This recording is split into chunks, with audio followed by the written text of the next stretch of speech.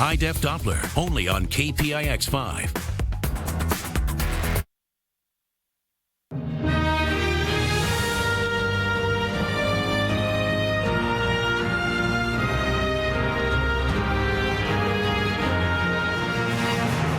I do solemnly swear that I will faithfully execute the office of the President of the United States. And will, to the best of my ability, preserve, Protect and defend. Preserve, protect, and defend the Constitution of the United States. The Constitution of the United States. So help me God. so help me God.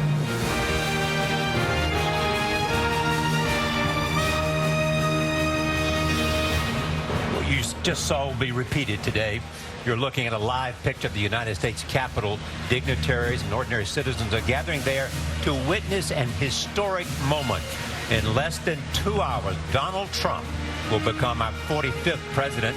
We have cameras all around Washington for this morning's inauguration, and we are on the National Mall, where hundreds of thousands of spectators are expected to watch this morning's swearing in.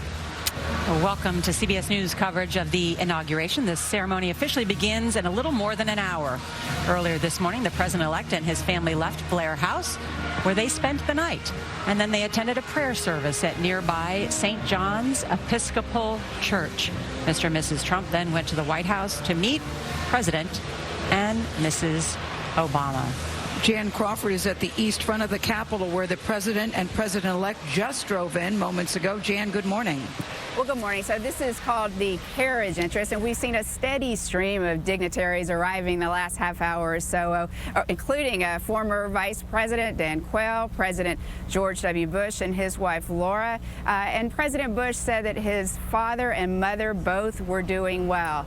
Of course, Trump's children also have arrived. Pence's children have arrived. And Trump's children, of course, will be playing an important role in continuing to advise him. His son-in-law, Jared, was an important advisor during the campaign. He'll be a senior advisor in the White House. He's had to divest himself from some of his assets.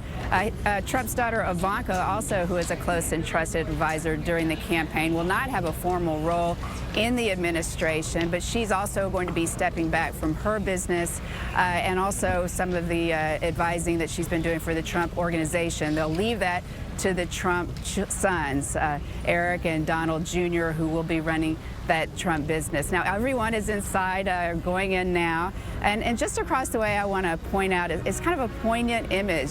It's Marine One, but it'll be called Executive One, because it will take President Obama away after President Trump takes over, and he will be the former President Obama will be going to Andrews Air Force Base, and then, of course, on to Palm Springs with his family, no longer president.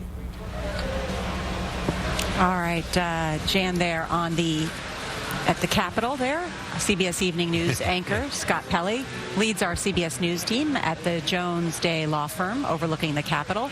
With him, our CBS News contributor Bob Schieffer and CBS This Morning Saturday co-hosts Anthony Mason and Alex Wagner. Scott, good morning to you again.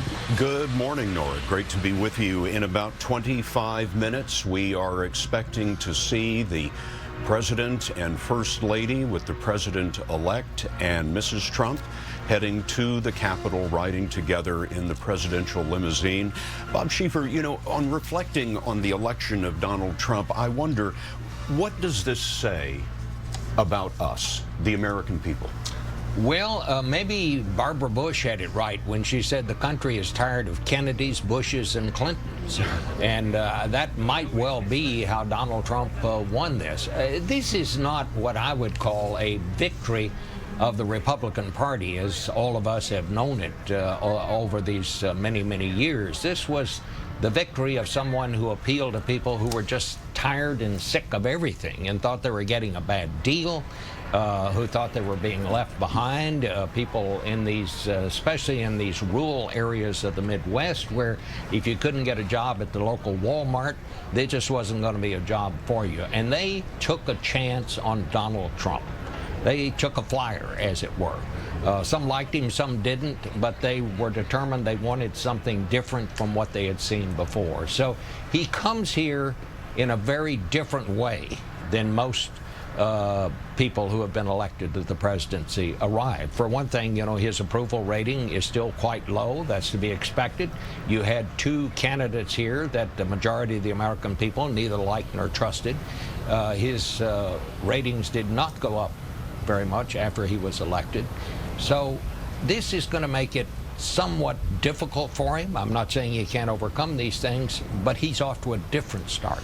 Anthony Mason, there is among many Americans something like buyer's remorse. Bob just mentioned that he has the lowest approval ratings of any modern president going into office. Yeah, but what's interesting, Scott, is where he does get strong marks in those same polls going into this inauguration is that he'll bring change to Washington. 59% said that. If you go back to the exit polls the night of the election, that's what we saw then too.